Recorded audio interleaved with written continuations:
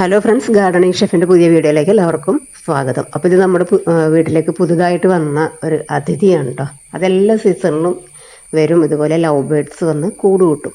അപ്പോൾ ഈ ഒരു സീസണിൽ കൂട് കൂട്ടാൻ വരുന്നതിന് മുമ്പായിട്ട് തന്നെ ഞാൻ പേപ്പറൊക്കെ ഇങ്ങനെ മുകളിൽ ഫാനിൻ്റെ മുകളിലാണ് അത് വന്ന് സ്ഥിരമായിട്ട് കൂട് കൂട്ടാറുള്ളത്. അപ്പോൾ അങ്ങനെ വേണ്ടി പേപ്പർ വിരിച്ചിട്ടതാണ് കേട്ടോ. പക്ഷേ ആ പേപ്പർ നല്ലൊരു ഷെൽട്ടറായിട്ട് കണ്ടിട്ട് ലവ് ബേർഡ്സ് അതിന് താഴെ തന്നെ വന്ന് കൂട് കൂട്ടിയിട്ടുണ്ട്. അപ്പോൾ ഇനിയിപ്പോൾ കരുതി എന്തായാലും അതങ്ങനെ ഇരിക്കട്ടെ എന്ന്. അത് ഭയങ്കര ശല്യമാണ്. കാരണം നമുക്ക് പിന്നെ ഇനി കുറച്ച് നാളത്തേക്ക് ഒരു 2 മാസമൊക്കെ കഴിയും അത് മുട്ട വിരിഞ്ഞ് കുഞ്ഞായി പറന്നു പോകാനായിട്ട്. ആ ഒരു ടൈമിൽ നമുക്ക് ഫാൻ ഇടാൻ പറ്റില്ല. പിന്നെ അതിൻ്റെ കാഷ്ടമൊക്കെ താഴെ വീണ് ക്ലീൻ ചെയ്യണം. അങ്ങനെയുള്ള കുറേ ബുദ്ധിമുട്ടുകളൊക്കെ ഉണ്ട്. എങ്കിലും ഇനിയിപ്പോൾ അങ്ങനെ ഇരിക്കട്ടെ. എന്തായാലും അതിനെ കണ്ടപ്പോൾ ഓടിച്ച് കളയാൻ തോന്നിയില്ല കേട്ടോ. അപ്പോൾ അത് കഴിഞ്ഞിട്ട് കുറച്ച് കപ്പ ഇതുപോലെ കയ്യിൽ കിട്ടിയപ്പോൾ അതൊന്ന് ക്ലീൻ ചെയ്ത് വെക്കണം. ഇത് നന്നായിട്ട് ക്ലീൻ ചെയ്ത്, ഇപ്പോൾ ഈ ഗൾഫിലൊക്കെ താമസിച്ച് ഉള്ളവർക്ക് അറിയാൻ പറ്റും. നമ്മളിതുപോലെ അവിടെ ചെന്ന് നാട്ടിൽ നിന്നൊക്കെ പിരിഞ്ഞ് നിൽക്കുന്ന സമയത്തെ ഈ കപ്പ കഴിക്കാൻ തോന്നുന്ന സമയത്ത് സൂപ്പർ മാർക്കറ്റിൽ നിന്ന് ഇതുപോലെ ഫ്രോസൺ കപ്പ വാങ്ങാൻ കിട്ടും. അപ്പോൾ അങ്ങനെയൊക്കെ കഴിക്കുമ്പോൾ നമുക്ക് നാട്ടിലെ നല്ലൊരു ഫീലാണല്ലോ. അപ്പോൾ അതിന് ശേഷം എൻ്റെ കയ്യിൽ ഇതുപോലെ കപ്പ ഒരുപാട് വന്നു കഴിഞ്ഞാൽ ക്ലീൻ ചെയ്തിട്ട് ഞാൻ ഫ്രീസറിലേക്ക് സൂക്ഷിക്കും. ഫ്രീസറിൽ കുറച്ച് സ്ഥലം വേണം കേട്ടോ.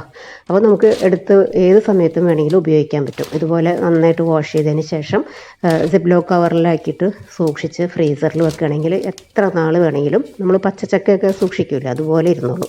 അപ്പം ചില വീഡിയോയിലൊക്കെ ഞാൻ കണ്ടിട്ട് ഒരുപാട് പ്രോസസ്സൊക്കെ ചെയ്തിട്ട്, പക്ഷെ അതിൻ്റെ ഒന്നും ആവശ്യമില്ല കേട്ടോ. ഇതുപോലെ ഫ്രഷായിട്ട് തന്നെ കവറിലാക്കി വെച്ചാൽ നമുക്ക് ഏത് സമയത്തും എടുത്ത് ഉപയോഗിക്കാൻ പറ്റും. അപ്പോൾ അതെല്ലാം ക്ലീൻ ചെയ്തിട്ട് ഇനി ഞാനിത് ഫ്രീസറിലേക്ക് മാറ്റും. അപ്പോൾ ഇത് നേരത്തെ ഇതുപോലെ ഫ്രീസറിൽ സൂക്ഷിച്ച് വെച്ചിരുന്നതാണ് കേട്ടോ. അപ്പോൾ അതൊന്ന് ഫില്ല് ചെയ്ത് വെക്കാമെന്ന് കരുതി പുറത്തേക്ക് എടുത്താണ്. നമ്മളെടുക്കുമ്പോൾ ഇതുപോലെ ഐസായിട്ടിരിക്കും, നല്ല ഹാർഡായിട്ടിരിക്കും. അത് കുറച്ച് നേരം വെള്ളത്തിലിട്ട് വെച്ച് കഴിഞ്ഞാൽ നല്ല സോഫ്റ്റ് ആവും. അത് കഴിഞ്ഞ് നമ്മളത് കുക്ക് ചെയ്ത് കഴിഞ്ഞാൽ സാധാ കപ്പയുടെ ടെക്സ്ചറിലേക്ക് വരും. അപ്പോൾ ആ ജോലിയൊക്കെ തീർത്ത് വെച്ചിട്ട് ഇന്ന് ഊണിന് കഴിക്കാൻ പറ്റുന്ന നല്ല 2 റെസിപ്പീസ് ഞാൻ ഷെയർ ചെയ്യാം കേട്ടോ. എളുപ്പമാണ്, ആർക്കും പെട്ടെന്ന് തന്നെ ചെയ്തെടുക്കാൻ പറ്റും. അപ്പോൾ അത് ഇതുപോലെ പാൻ ചൂടാക്കിയിട്ട് കുറച്ച് വെളിച്ചെണ്ണ, 1 ടീസ്പൂൺ വെളിച്ചെണ്ണയിലേക്ക് ഇതുപോലെ കുറച്ച് പരിപ്പ്, സാധാ സാമ്പാർ വെക്കുന്ന പരിപ്പും പിന്നെ ഉഴുന്ന പരിപ്പും, നമ്മൾ ദോശയ്ക്കൊക്കെ അരക്കുന്ന പരിപ്പും, ഇത് രണ്ടും കൂടി നന്നായിട്ടൊന്ന് വാഷ് ചെയ്തതിന് ശേഷം പാനിലിട്ടിട്ട് നന്നായിട്ടൊന്ന് വറുത്തെടുക്കണം കേട്ടോ. ഈ ഓയിലിലിട്ടിട്ട് നന്നായിട്ട് മൊരിഞ്ഞ് ഇതുപോലെ നല്ല കളർ നന്നായിട്ട് ചേഞ്ച് ആയിട്ട് വരണം. അപ്പോഴേ ആ ഒരു ഫുഡിന് നല്ല ടേസ്റ്റ് ഉണ്ടാവുള്ളൂ. ഇനി ഇതുപോലെ കുറച്ച് പച്ചമുളകും, എരിവിന് പച്ചമുളക് മാത്രമേ ചേർക്കണുള്ളൂ. അപ്പോൾ എരിവിനനുസരിച്ചിട്ട് ചേർത്ത് കൊടുക്കുക.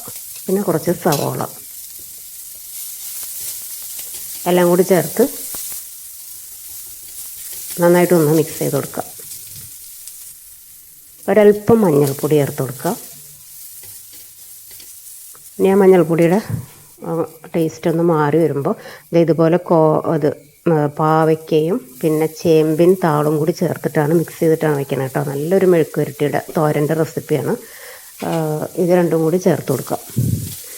മെഴുക്ക് പുരട്ടിയായിട്ടും ചെയ്യാം, തോരനായിട്ടും ചെയ്യാം. കുറച്ച് തേങ്ങ ചേർത്ത് കൊടുത്താൽ തോരനാകും, ആ ഒരു ഡിഫറൻസേ ഉള്ളൂ. അപ്പോൾ അതുകൂടി ചേർത്തിട്ട് 1 സ്പൂൺ വെളിച്ചെണ്ണ കൂടി ഞാൻ ചേർക്കുന്നുണ്ട്. ആകെ 2 ടീസ്പൂൺ വെളിച്ചെണ്ണ മാത്രം ചേർത്ത് കൊടുത്താൽ മതി കേട്ടോ. വെളിച്ചെണ്ണയിൽ ചെയ്യുമ്പോൾ ഇത്തിരി ടേസ്റ്റ് കൂടുതലാണ്. ഇനിയിപ്പോൾ ഇല്ലെങ്കിലും കുഴപ്പമില്ല, ഏതെങ്കിലും കുക്കിംഗ് ഓയിലായാലും മതി. ആവശ്യത്തിനുള്ള ഉപ്പിട്ട് കൊടുക്കാം. പാവയ്ക്കൊക്കെ ആയതുകൊണ്ട് ഇത്തിരി ഉപ്പ് കൂടി നിന്നാലും കുഴപ്പമില്ല. ഇനി എല്ലാം കൂടി ചേർത്ത് മിക്സ് ചെയ്തിട്ട് ഒന്ന് അടച്ചു വെക്കാം.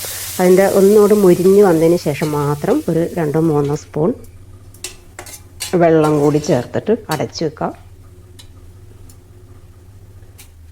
ഇപ്പോൾ ഇത് ഓൾമോസ്റ്റ് കുക്ക്, അത് പാവയ്ക്ക ചെറുതായിട്ടൊന്ന് വെന്ത് വരണം കേട്ടോ. അതിന് ശേഷം മാത്രമേ ചേമ്പിൻ്റെ താള് ചേർത്ത് കൊടുക്കാൻ പാടുള്ളൂ.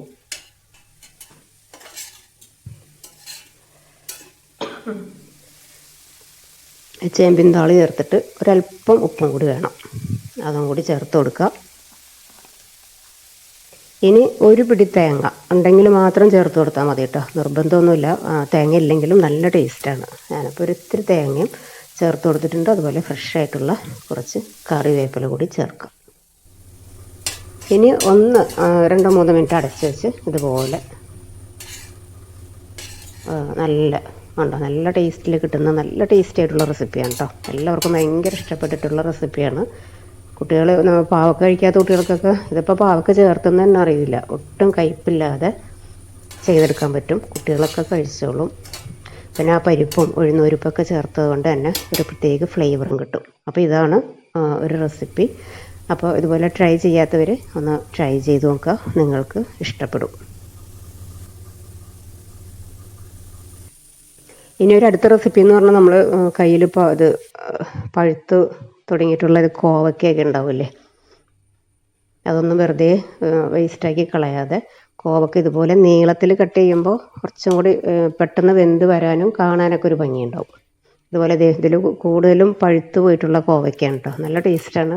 കുറച്ച് പഴുത്ത കോവയ്ക്കാണ് ഇതിൻ്റെ ടേസ്റ്റ് എന്നാണ് എനിക്ക് തോന്നാറ്. അതിലേക്ക് ഇതുപോലെ നമ്മൾ നേരത്തെ കട്ട് ചെയ്ത് വെച്ച സവാളയും പച്ചമുളകൊക്കെ കുറച്ചുകൂടി ബാക്കിയുണ്ട്. പച്ചമുളക് എരിവിന് ആവശ്യത്തിന് ചേർത്ത് കൊടുത്താൽ മതി കേട്ടോ. അതിൽ കുറച്ച് പൊടികളൊക്കെ ചേർക്കും നമ്മൾ. പിന്നെ ഇതുപോലെ മുളക് പൊടി എരിവിന് ആവശ്യത്തിന്, ഒരു നുള്ളു മഞ്ഞൾപ്പൊടി, മുളക് പൊടിയുടെ പകുതി മാത്രം മല്ലിപ്പൊടി, കല്ലുപ്പ് തന്നെ ഇട്ട് കൊടുക്കുക.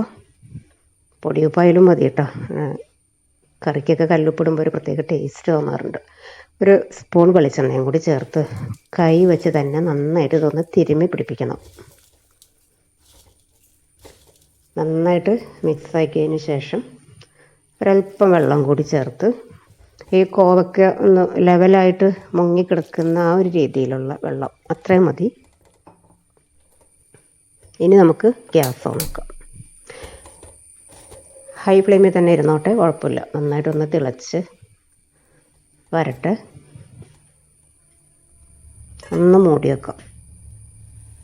അതങ്ങനെ 3-4 മിനിറ്റ് കഴിയുമ്പോഴേക്കും ഇതുപോലെ നന്നായിട്ട് വരും. ഇനിയിപ്പോൾ പുളിവെള്ളമായിട്ട് ചേർത്ത് കൊടുക്കാം. ഞാനിതുപോലെ പുളി അങ്ങോട്ട് പിഴിഞ്ഞ് കുരു മാറ്റിയിട്ടുള്ള പുളിയാണ്. അപ്പോൾ വെന്ത് കഴിയുമ്പോൾ ഈ കറിയിലേക്ക് ഇത് നന്നായിട്ട് യോജിച്ച് വന്നോളും. അത് സെപ്പറേറ്റ് ആയിട്ട് കിടക്കുകയൊന്നുമില്ല കേട്ടോ. ഇത്തിരി കൂടി വെള്ളം, അതുപോലെ ഒരിത്തിരി കൂടി ഉപ്പും കൂടി ചേർത്തിട്ടുണ്ട് കേട്ടോ. നമ്മൾ ഈ കോവയ്ക്ക പെട്ടെന്ന് റെഡിയായി കിട്ടും. സാധാരണ വട്ടത്തിൽ അരിഞ്ഞെടുക്കുന്നതിനേക്കാളും ഇങ്ങനെ നീളത്തിലാകുമ്പോഴേ കോവയ്ക്കൊക്കെ അത്യാവശ്യം ചെറിയൊരു വേവുണ്ട്. ഇതാകുമ്പോൾ പെട്ടെന്ന് റെഡിയാവും.